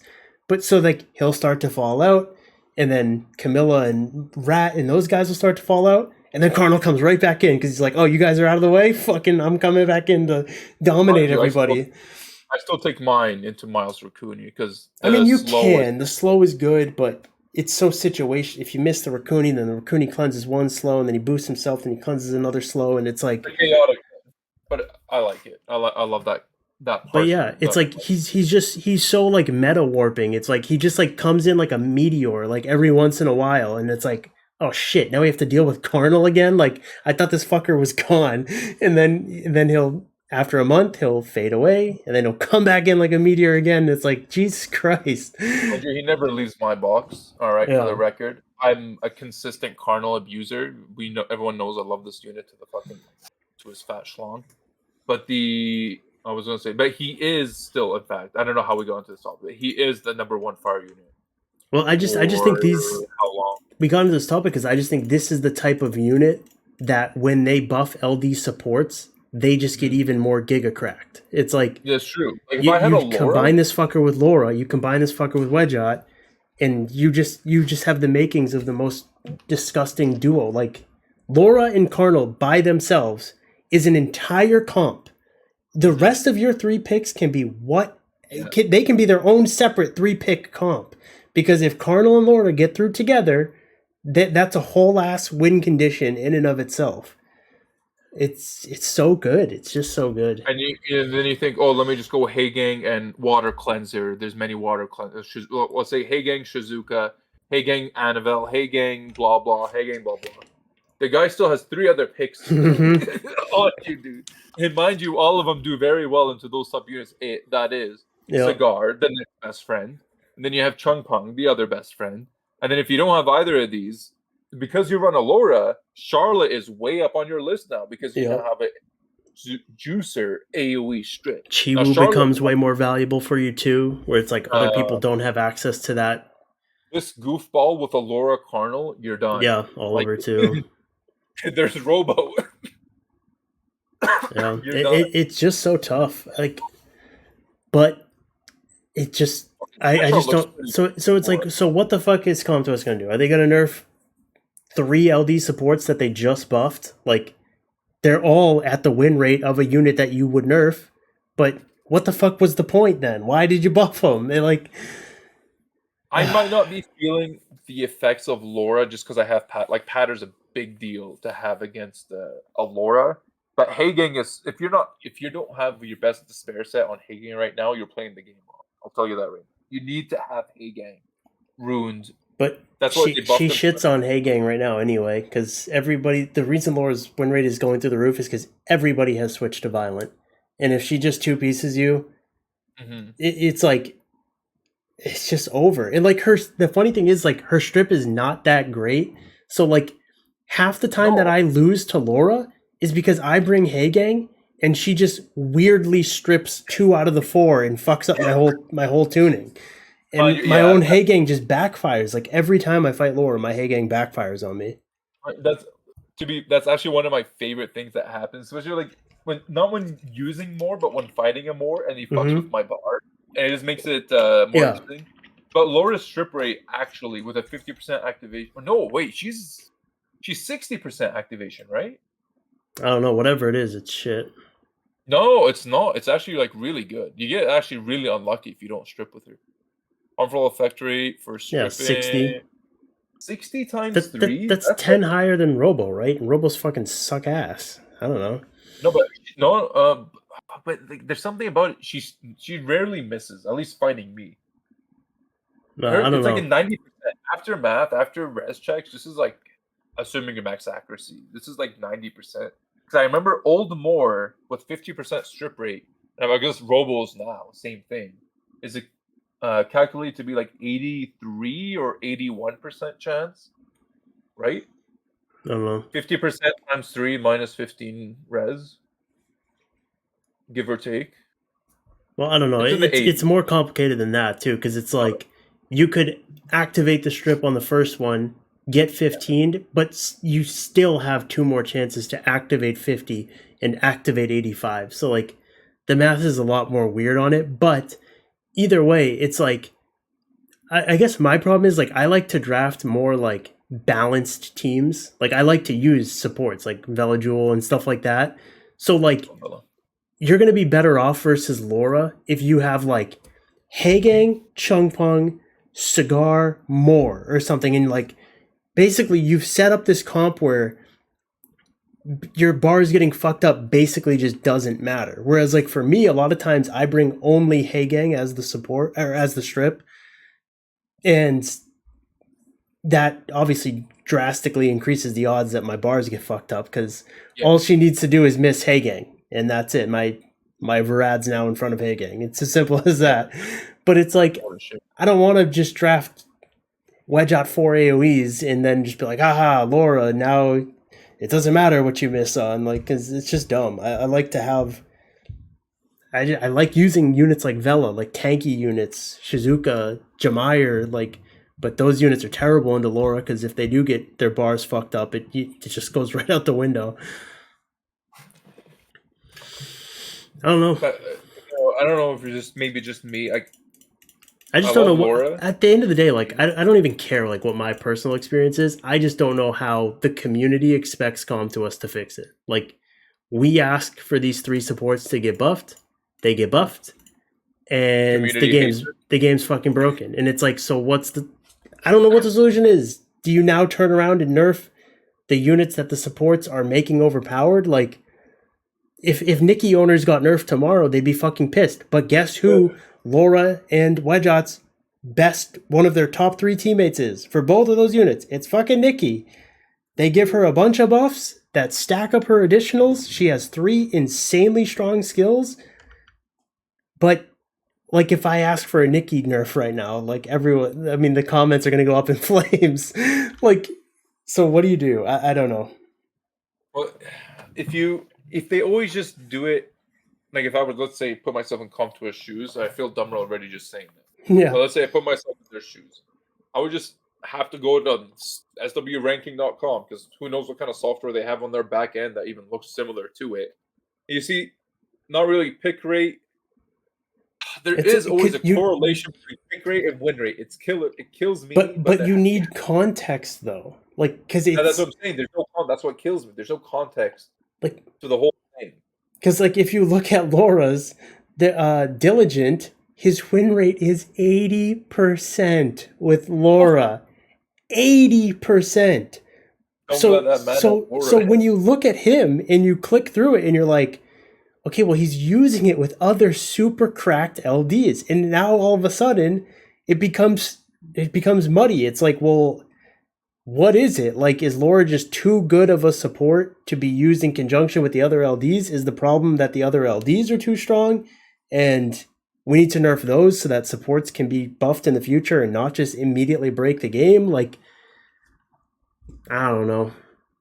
I don't know what they're supposed to do. And you can't even, like, I'm trying to think, can you buff something? Oh, I just got a juicer rune. Ooh. Holy. We'll get that WAP luck right now. The first ever 30 crit rate on WAP. I've never seen it in my life. GZ in advance. What the fuck? Okay, the podcast is over. Fuck this game. I'm so sorry. No, I think, though, like, either in terms of Wedge, I think it's pretty clear. They're going to remove the heal.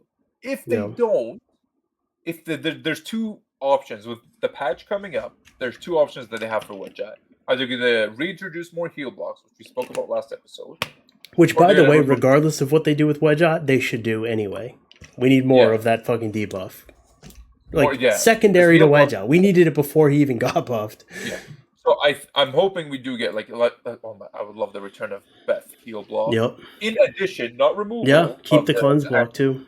Keep the cleanse block and give heal block. Insanely good unit. That's the kind of unit that kind of addresses a lot of the meta right now. Yep. We'd love to see Beth in the meta again. We love that. And then so they might keep the heal. They're still either going to keep the heal or reduce it. I think this is the very realistic situation with Wedge. What they'll do is add more heal blocks and then either reduce the heal or keep it as is until the patch after that, when everyone realizes that it's still too high. They'll Gurkha the Wedgeat, which is just remove the heal, but it's still not a Gurkha, believe it or not, because it's still an insane bar booster of a unit. It'll still see play. Cool. Yeah, Laura, it'll just be on aggressive teams exclusively, which it's like kind of makes sense for a speed lead booster to be on aggressive teams. But like it's funny because Wooly Young also does bar boost and healing, which is fucking terrible. Isn't that weird? Well, he was fucking terrible too because he didn't give bar to himself. And Woo Young's issue is that she has no second skill. Like Wedgeot has the boost and has no second skill, but guess what? The boost is always there. It's a passive. Yeah. It just keeps going. Imagine Woo Young has Woo Young has a boost, but has no second skill, and the boost is only a one-time thing. So she just falls off a cliff right after turn 1. A great comparison for that, at least for what the difference is between that's why they were both so fucking bad. Like, they were literally... Wedgeot was dead last, and Woo Young was third to last win rate for like 3 seasons straight. They were the two of the 3 worst units in Summoners War for 3 straight seasons. And I love all these assholes now that go on stream and are like, why'd they even have to buff Wedgeot? He was good to begin with. And it's like, would you shut the fuck up? Truly shut up. Like, why to make your point do you have to get so dishonest? Like, what? I just don't understand. Like, lie through your teeth. Yeah, like, just make your point and keep it, like, honest. Like, why does it have to get to the dishonest point? I don't get it. But that's just how some people are. I don't know. Laura, I think either they're going to introduce more Heigang / pattern mechanics, which is very bad for the game, by the way. Yeah, they do that. I know. The most realistic, I think what they should really do is nerf her strip rate if they want to nerf her. If you ask me, but mind you, I'm very okay with Laura because I have Pattern Heigang. If you are not that luxurious with having a Pattern Heigang, Laura is a bit of a nightmare for you, and I understand. I don't know what I would change about her, honestly. I think they may, honestly, realistically, I'm not saying I want this, but what I think they'll do is make her strip rate 40%. I haven't thought about it, but I would do a nerf that hits Nikki too. Like, if you're already touching that family, those are 2 of the 5 best units in the game. Like, how are you going to nerf them both? They have totally different skills. Well, you could change that S1 for starters. I mean, that hurts the other ones, but who fucking cares? That S1 should not even exist to begin with, and I will accept no argument against that. That S1 should not exist. Careless some S1s. Yeah, and it's just the cult girls on it. Pioneer S1's pretty insane too. Put Tractor in there just for memes, and then we'll have Laura. That's it. Sorry, a cult girl. So this is all. I mean, like, man, because I was gonna say like reduce the number of hits on both of them, but Nikki's at 5 hits, 20 hits, bro, in one skill. 20 hits. Nikki looks so good because of the heal block. It does look insane, but look at her awakening though. 20 hits. I hope her awakening is minus 15 speed. Then maybe she'd be balanced. Yeah, like res, bro. It doesn't even matter. It doesn't matter. She doesn't need any particular stat. Like, if she had crit rate, people would be like, why the fuck does she have crit rate? Like, I don't want to crit. But like, oh my god, 20 hits, dude. It's an insane unit, but I don't think it's 20 hits. I don't think it's the unit to touch. I understand some people. I would hit them both. If I was gonna do anything to the occult girls, I would just get them both out of the way right now. I don't see why not. Like, Nikki's like 2% lower win rate. Like, is that really where we're gonna draw the line? We're gonna say Laura at 60% is too good, but as a general, yeah, Nikki's actually a higher win rate right now. At least, in G1 plus, yeah. Yeah, Nikki's better. I know. In G3 specifically, it's when Laura gets better, but that's because people have, like, Laura is a unit enhancer. Like, so as you go into G3 and the people have better just units in general to pair with her, she just goes through the roof. Whereas Nikki is just like single-handedly just a fucking ridiculous unit. Damn. But okay, that's okay. Well, I don't know. I think realistically, back to reality though. If they do nerf the S1, I don't know. I don't know people. I mean, just make it I something think different. You could even make it something that, like, on average is better than what it is right now, but just doesn't have the fucking pop off potential of I can violent proc into a skill 1 violent proc into a violent proc into a skill 1 violent proc. Like, that's. You can the literally chain turns until your opponent's team is completely dead on any occult girl that has violent runes. Like, this is that true. should not exist. Like, why would that ever exist? It makes no sense. If they do nerf the S1, I'm not opposed to it either. That's kind of how I won some They wins with could give it Rika. something good. They just I don't like know what. they could turn it Uh, into the Heart Magician S1, where it's like it has a sleep, it even has a pushback, it even does good damage, but you just don't get an additional turn. Okay, you don't deserve it. Like I guess an you didn't absorb earn would this be additional turn. additional absorb is way better than, or even just gain bar instead of. But then you get. Here's the thing: you speak. You either give the S1 a debuff and then it's worse against Juno, or you give it bar boosting mechanic, then it's worse against Tianlai. Which one? Pick your poison. I mean, obviously, being worse against Tianlai is like whatever. Everything's worse against Tianlai. It just added It's to just the list. but that also applies to Juno. But even All right. then, it's like Shizuka's S1 is worse against Tianlang. It is still one of the best S1s in the game. Like, you're Yeah. perfectly fine with it being worse versus Tianlang for how Very good. fucking good it is. Okay, and then Julian. They can leave He's him. I don't really give a. I don't know.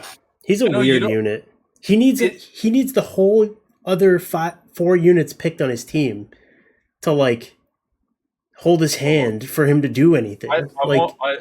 If you ask me, he does. That's true. Like it if would be nice if any, his S2 wasn't the highest multiplier in the game and only required 70 crit rate, but how I was can I gonna say say, that when there's chimeras right next to him that require 0 crit rate and have the hmm, same multiplier?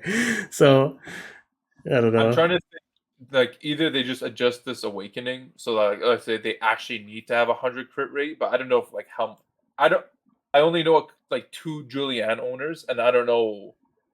He does require a certain rune set still, but at the end of the day, who's his comparison as like a Well, they power crept the fuck out of Jaeger and any of the other units that are immune to CC because yeah it is infinitely better to just fully cleanse yourself whenever you're about to get a turn than it yeah. is to just be immune to CC and CC only.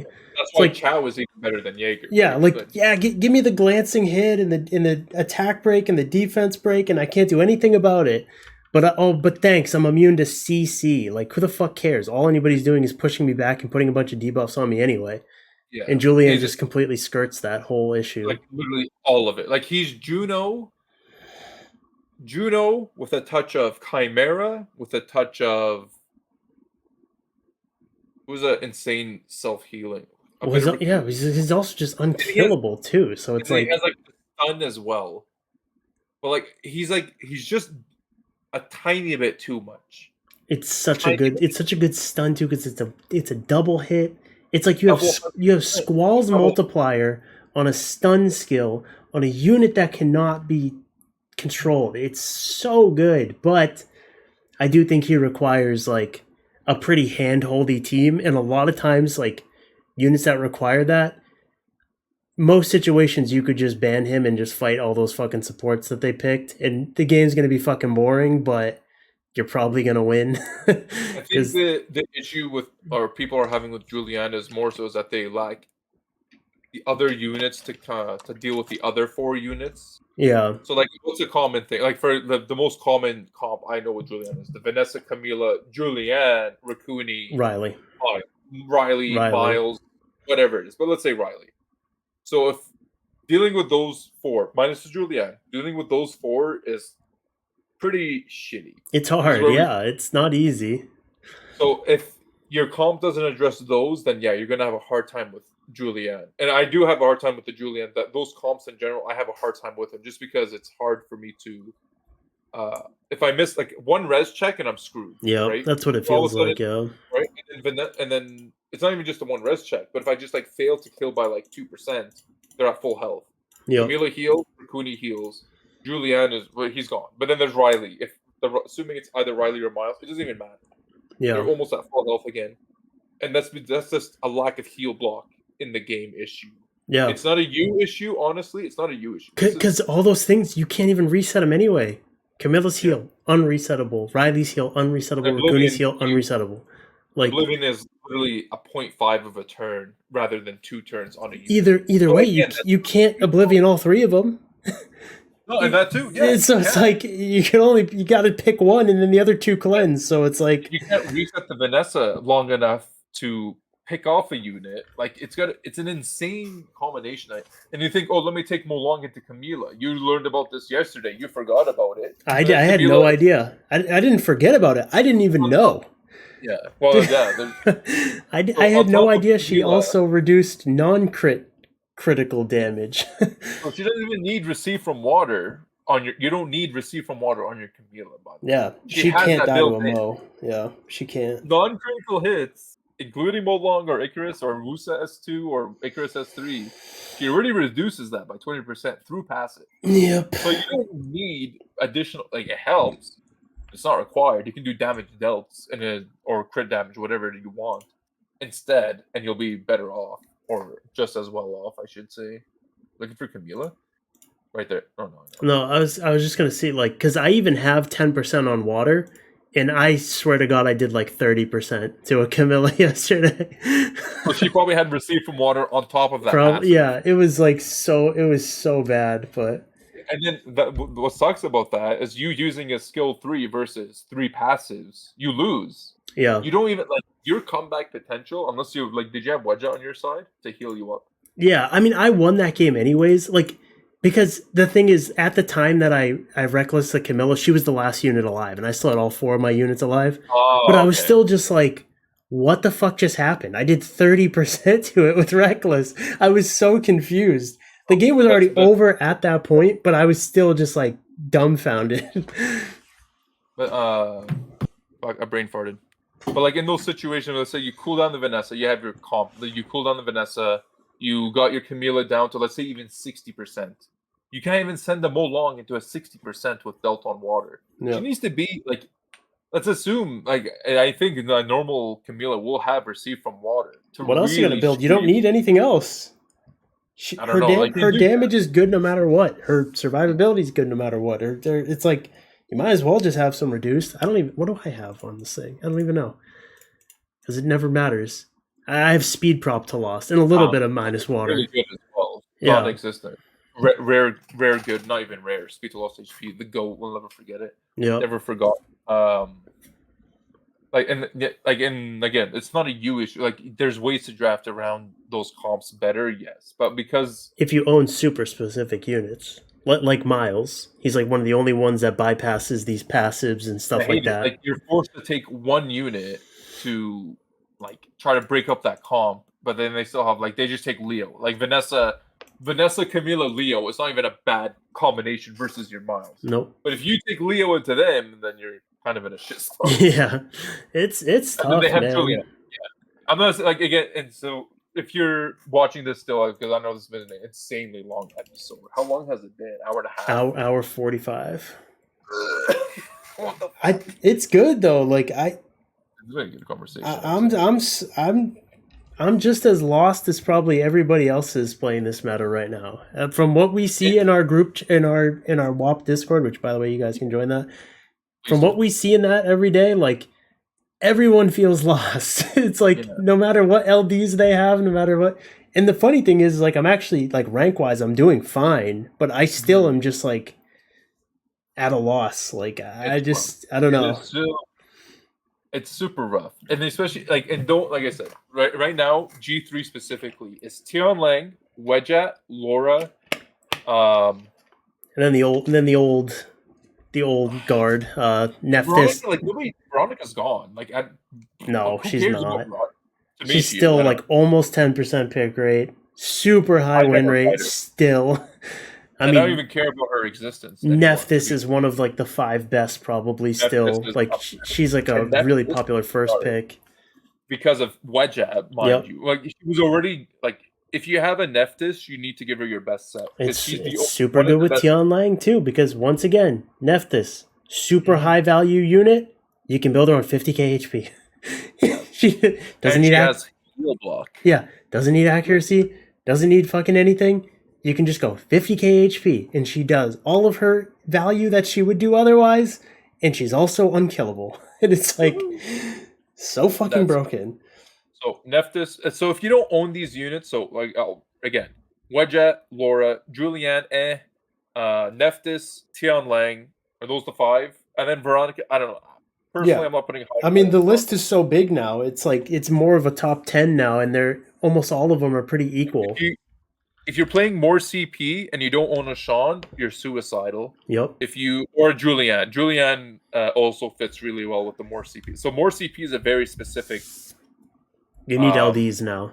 you You need you, like you really good used to L. not need it. Like more CP used to actually be a comp where like Yeah. you It could just finally, splash in the other AoEs that you wanted. Like you don't have Carnal. Like you could use Okeanos still yeah, to this day. You could use Okeanos with more CP because like it used to be that versatile, but now it's not. Now it's yeah. like your other units got to be Veronica or Sean or maybe Mhm. Eleanoa to like do a bunch of attack breaks for the Douglases and shit, and then reboost Yeah. your. It's like It's a very boring, but it's a very specific play style. So if you see a more CP in high rank, or just in general, either or yeah, like even just in general, like an LD5 that really works well with it, which is not a small list by the way. Like it's like maybe yeah, 10 or 15 yeah. units. Even like Yanhong is super good with it and stuff. Yeah, There's a lot of yeah. options. There's a Yeah, lot it's of probably 20. Now that you mentioned Yon Hong, a bunch of other units just came to mind. So it's probably like closer to 20. It needs an LD5. You can expect an LD5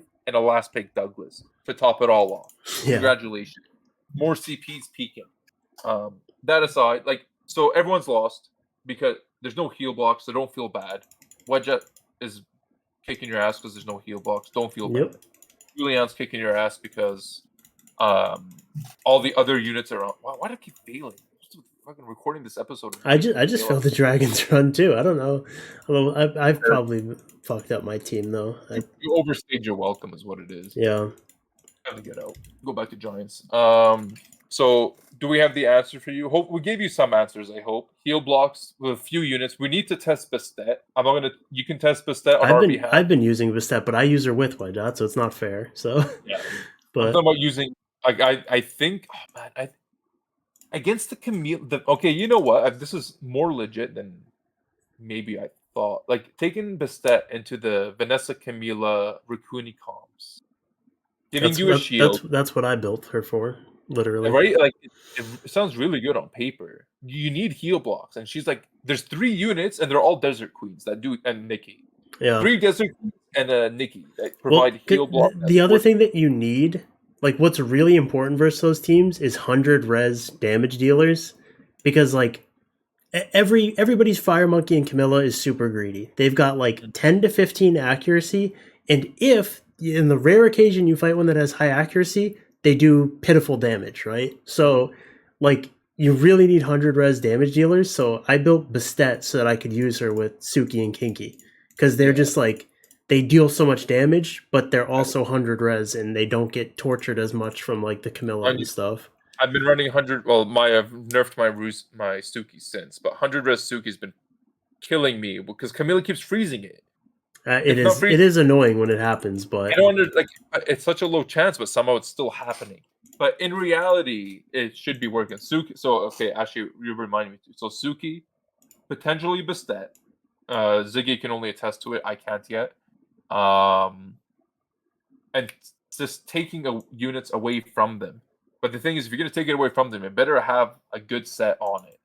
like Even if man, it's if Miles didn't exist, like Manon is like the perfect unit for those comps because she can just sit there and eat it with permanent immunity defense buff. Like, but if they decide to get greedy and go for something else, they're always risking parries. But Miles just fucking throws a stick in the spokes and it just like doesn't work. He kills her in one hit, pretty much. We'll leave this as our last topic because everyone. Wait, did we even finish covering the? I don't know, fucking. Oh, the update. Yes. Oh, did we actually cover all of it? Yep. Okay, who cares then? Miles, does he need a nerf? Or is it just his S2 needs to be changed?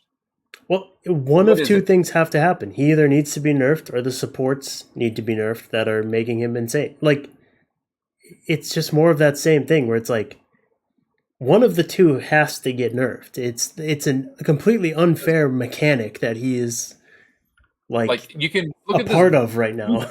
build. This is a goofball build on my miles. And this guy will just chunk away 10 to 15k per hit Yep. on an S1. Yeah. That's not even including the ability that he has to strip and stun.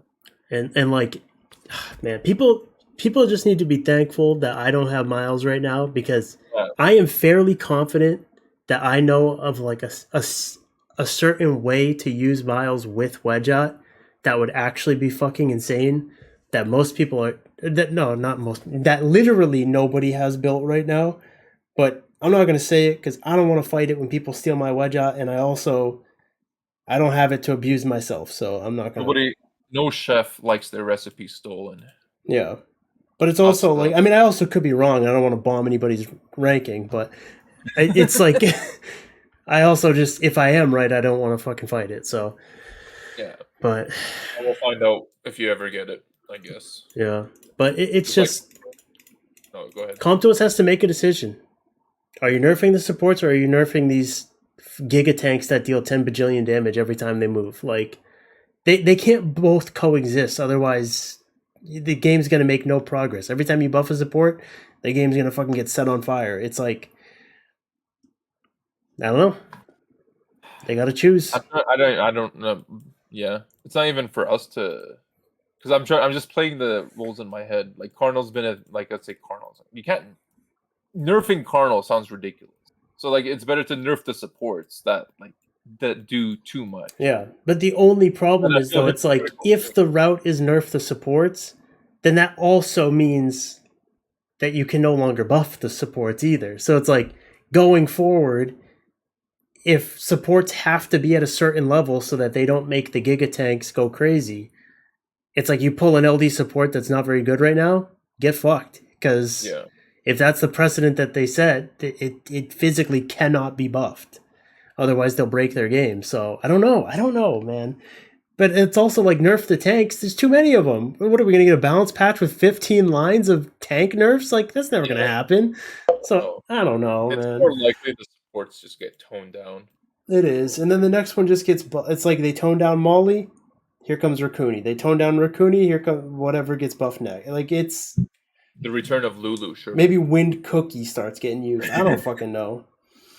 We love Wind Cookie. Anything that can, I mean, you can use anything that enhances these giga tanks. Like, you probably could use Wind Cookie right now. There's no reason to, because Raccoony's just better. The passive healer. Passive healer. You think I found Angela, yeah. It is Angela, that one you had up. Yeah. Yeah, I do. Yeah. I mean, you could use this. There's no reason to. Raccoony's just better in every way, shape, and form. Even removes an extra debuff. Like, they literally gave this unit Raccoony's passive and were like, but we can't make you as strong as the 3-star, you know? So, like, you only cleanse one debuff. Like, fuck you, Conquest. Let me cleanse 2 like the 3-star does.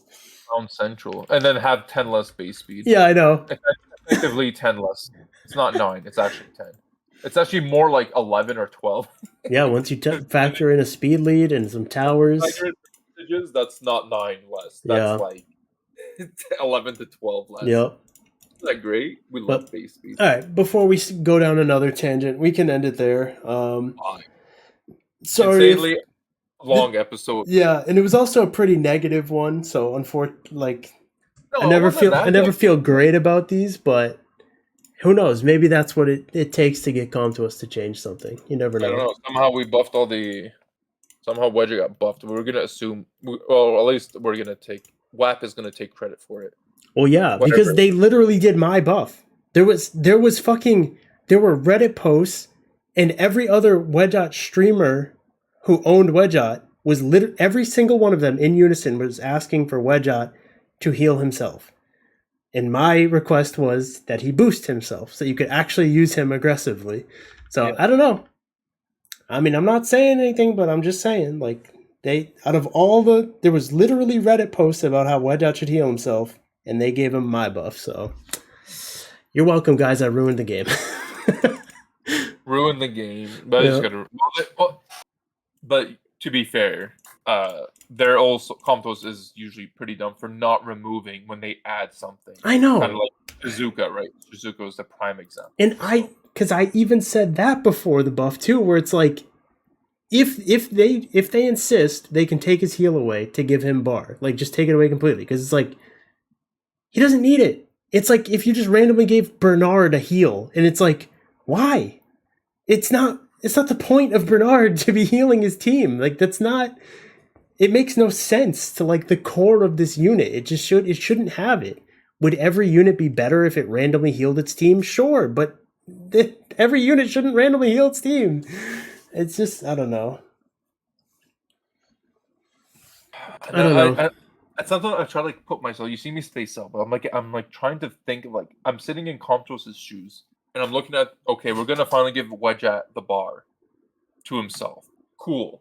Does this affect anything else in his passive box? Should we go do one test game and see if this is too strong? Like no, we don't need a test game. Heal so much. How the fuck did he just heal so much? Oh wait, he had that heal we gave him like 3 matches ago. Remember when we gave him this heal and he remained the worst unit in Summoner's War? But maybe this heal's going to be too good if he's moving 30% more often. No, dude, it's fine. Dave, you think too much. Yeah, Dave. That's do you know the one who was saying it maybe he heals so that was the Chow buffer in the back room. Yep. That's the guy who buffs Chow. Yeah, the most logical guy that come to us. The most calculated man on the planet. I ran the numbers really quick. You don't want to release it. Like he's deserving of a hot fix. Like if there were ever a unit, more so than Jogun was, mind you, I don't even think Jogun was deserved of a hot fix at that time. I know, yeah. Well, no, he didn't get a hot fix. Jogun's was weird. Basically, he was already broken, right? Mm. He had a whole season of being super good. They released a balance patch that didn't have him on it, and people rioted. Yeah. So it was a hot fix, but it was like 4 months after he was broken. So it's like not really a hot fix. It was just like this should have been on the balance patch, but we didn't. So here we go. Yeah, like there's been occasions like with Kaki as an example, like Wedgeat still healing is one of those situations.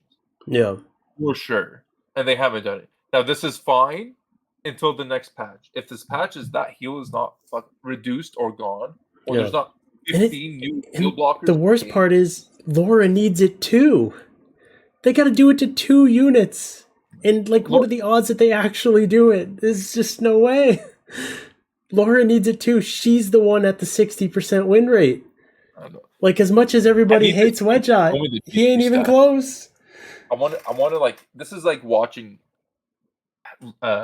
history in the making with, like, seeing Laura hit the impossible numbers. Yeah. As if